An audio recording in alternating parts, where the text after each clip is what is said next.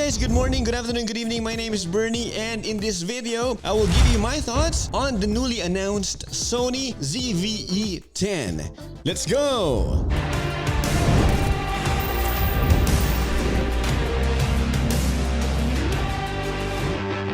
Maybe you've heard about the SONY ZV-E10 from some of your favorite YouTube creators, which was actually announced last Tuesday, July 27th, and it has some internal components similar to the SONY a6100. Also, it's advertised as a vlogging camera, just like the SONY ZV-1, but really guys, it's not for me. Yeah, maybe you'll be like, oh, this guy doesn't like a lot of cameras, from Sony FX3 to the DJI Air 2S and down to the SONY ZV-E10. Well, that's so true because they're all tools for me that either will fit my needs or fit my workflow or not.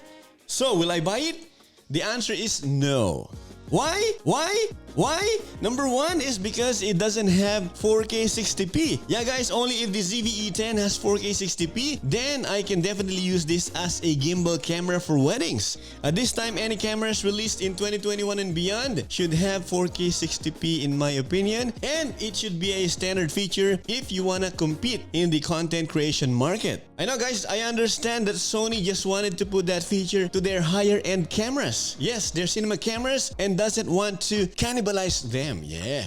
The only appealing thing for me, for the Sony ZV-E10 is that it's smaller in size compared to the other cameras with interchangeable lenses, but not to the likes of other cameras with built-in lenses, like of course this one, the Sony ZV-1. And speaking of the ability to change lenses, the ability to put a lens of your choice to an APS-C sensor-sized camera is a plus, but then this defeats the purpose of being a vlogging camera in the first place, guys. Just like what Sony Just like what Sony is marketing it for, in the sense that it's no way smaller than the ZV-1. It's nice and all to have that feature, but it will definitely make the camera heavier or bigger depending on the lens that you would like to pair it with. And speaking of interchangeable lenses guys, let's go to my number 2 reason on why I won't buy it. It is because I have to invest, yes, in more lenses to begin with, and I don't have any E-mount lenses lying around here. That's a big drawback for me for sure. Yeah guys, this camera will only be great to those people who already have a lot of Sony E-mount lenses. But for other people like me, it's a big hurdle since the kit lens that it comes with, yes, if you'll get the kit lens instead of just the body, has a variable aperture that I am not really a fan of.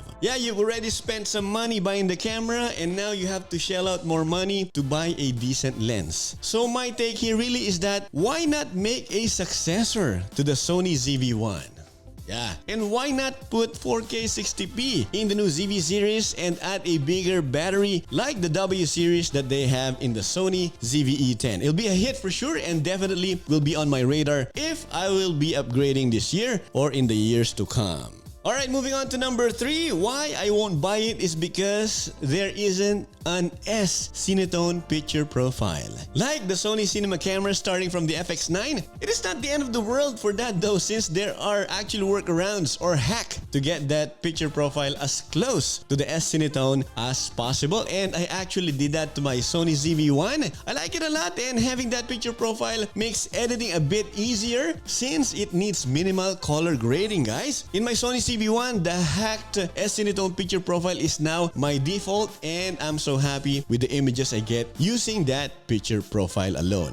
I actually did the hack for that, so if you want to see it, click the link right here. Next, reason number 4 is that there isn't an IBIS or in-body image stabilization. It has electronic image stabilization though, but that won't cut it for me. Having used a camera with IBIS is amazing. So really guys, there's no going back for me. The IBIS is my best feature yet on a Panasonic camera. And yes guys, I am aware that the ZV-1 has an optical image stabilization built into the lens. Yes, better than nothing, right guys? But a new camera meant for vlogging that doesn't have one is, I don't know, it's beyond me, really. And last but not the least, it doesn't have an ND filter. Yeah guys, the Sony ZV-1 has it.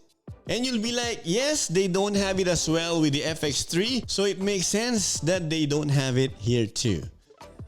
But still for me, this should be a step up to the Sony ZV-1. So yeah guys, in closing, I'll pass and won't be buying the new Sony ZV-E10. So how about you? What are your thoughts about this camera? Will you be getting it? I really think that this has a market to those people who are looking for a great autofocus camera and doesn't need 4K 60p. And this will be their main camera for like YouTube, for talking head videos like this, then this is definitely a great choice. So there you go guys, that's about it for this video. I hope you find it helpful in any way. If so, give it a like and don't you forget to subscribe if you haven't already. It will be very much appreciated. And while you're at it, don't forget to hit that bell notification icon to be notified with more awesome videos. So this has been Bernie. Thanks again. I will see you in the next one.